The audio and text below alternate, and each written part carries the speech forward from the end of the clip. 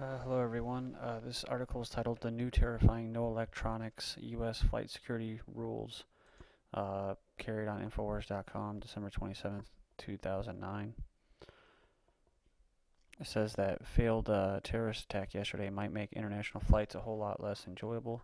Passengers are reporting that new restrictions are in place and their severity varies flight to flight. Among the reports, no electronics allowed, updated. Update 2, the TSA also reported this statement, which seems to confirm that electronic usage policies will only be on a case-by-case basis.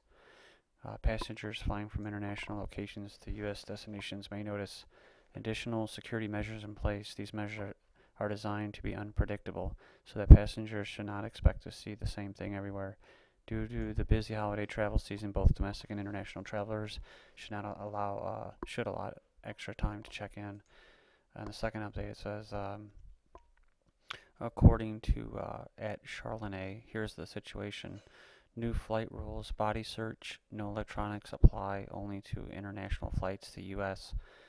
Just landed in, I think that's O'Hare, from Canada, missed connection. Again, these are isolated incidents and there was still no official word from TSA, but in certain instances, some passengers are reporting that electronics usages on inboard U.S. flights is restricted. We'll let you know if an official announcement comes. The New York Times is reporting that no one will be able to move from their seats during the last hour of flight.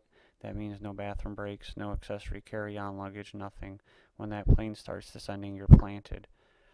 And the Detroit bomb scare, the guy that had food poisoning that was in the bathroom for the last hour, who was also from Nigeria, which is kind of a coincidence, but he the whole thing with that is, yeah, it was basically a big, I don't want to say overreaction because, according to it, because it just happened yesterday, it's not overreacting, but it's just purely coincidental, I guess. But I just thought it was kind of crazy. They're like, yeah, the new law that was just passed, or the new regulation that was just passed yesterday was in effect, and this guy, so he got kind of charged for a law that was just, or a regulation that was just passed the day before, for someone from the same country and shit. So,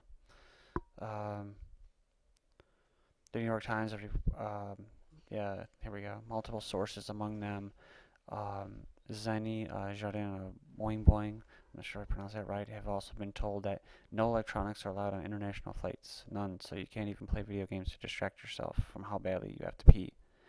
From what we can tell, this is largely restricted to inbound international flights. TSA hasn't made any announcements yet either, so hopefully this is either a temporary measure or the restrictions will be less severe once the official policy becomes clear.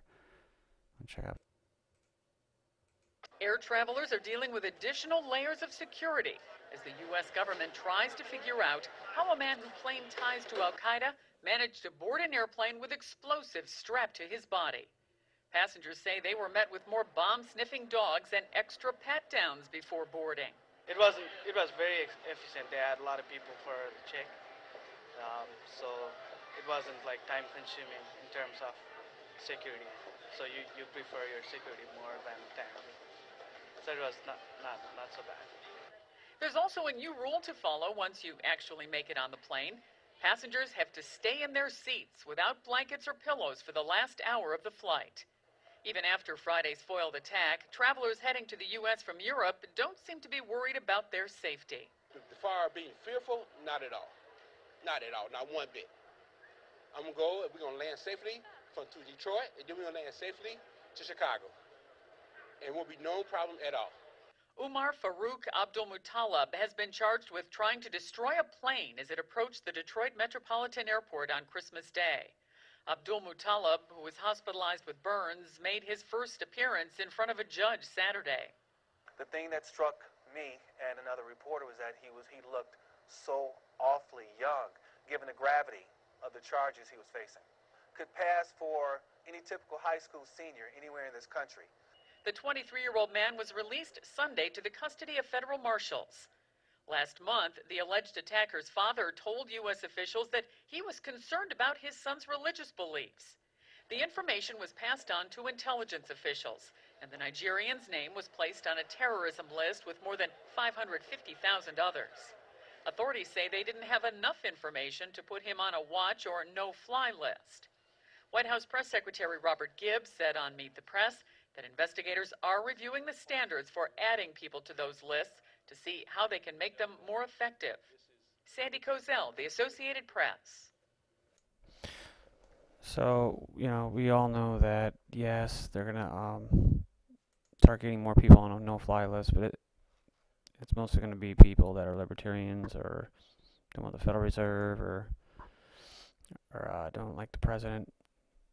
And those people will be on the no-fly list, and they'll be pulled over more often when they go to fly. But it won't actually do anything to prevent real terrorism or false flag government-sponsored terrorism. So, and like this gentleman that was flying into O'Hare said, I'm getting home safely. I'm not even really worried about it. But it's just like everything else.